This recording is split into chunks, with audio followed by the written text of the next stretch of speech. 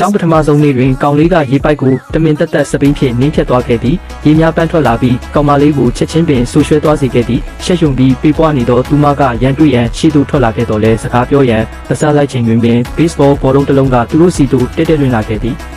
ကောင်လေးကအလိုလျောက်ပင်လက်လန်းကဘောလုံးကိုဖမ်းလိုက်ပြီးဆူရွှဲနေသောသူမကိုကြည့်ပြီးသူကမရေပဲမနေနိုင်ဖြစ်ခဲ့ကမထွက်ခွာမီနောက်တစ်ခါပူသတိထားရန်ပင်သတိပေးသွားခဲ့ပေသည်ကောင်မလေးအတန်းထဲဝင်သွားသောအခါသူမ၏ထိုင်ကုန်သည်ကောင်လေး၏အရှိတဲတဲတွင်ဖြစ်နေသည်ကိုတွေ့လိုက်ရသည်ထိုင်လိုက်ချိန်တွင်သူမ၏စပွဲခုံကိုတခုခုလှုပ်ထားကြောင်းသတိပြုမိလိုက်ရတာဟာသူ့ရဲ့နောက်ပြောင်မှုဆိုတာသိတာလားသည်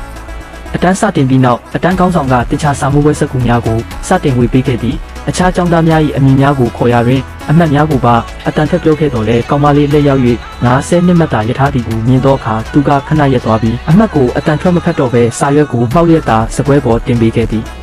ရင်းကအနီးနားရှိအတန်းဖော်များ၏အာယုံကိုချက်ချင်းဆွဲဆောင်သွားပြီးအားလုံးကသူမ၏အမှတ်နည်းမှုကိုလောင်ပြောင်ခဲ့ကြသည်ကောင်မလေးမှာအလွန်အမင်းရှက်ရွံ့တိမ်ငယ်သွားခဲ့သည်ကောင်လေးကဘာမှမပြောတော့လဲသူမ၏အမှတ်ကိုတိတ်တဆိတ်မှတ်ထားလိုက်ပြီးကောင်မလေးလေ့ကျင့်ခန်းစာအုပ်ကိုကင်ကအတန်းထဲမှခိုးထွက်ရန်ကြိုးစားနေသည်ကိုမြင်သောအခါသူမပု္ပ္ပာများကိုမတွက်တတ်ပဲအတန်းဖော်များကိုအကူအညီတောင်းရန်ကြောက်နေသည်ဟုသူကခံမှန်းမိလိုက်သည်ထို့ကြောင့်သူမကိုအကူအညီတောင်းလာစေရန်မျှော်လင့်ချက်ဖြင့်သူမ၏လေ့ကျင့်ခန်းစာအုပ်ကိုတမင်လူယူပြီးလက်ထဲတွင်ဟိုဘက်ဒီဘက်ဖြစ်ကစားနေခဲ့သည်စာအုပ်ကိုလူရက်နေကြစဉ်အမျိုးသမီးလစဉ်သုံးကုန်းထုတ်တစ်ခုကျလာခဲ့သည်ကောင်မလေး၏မျက်နှာသည်ချက်ချင်းပင်နှီးရဲသွားခဲ့သည်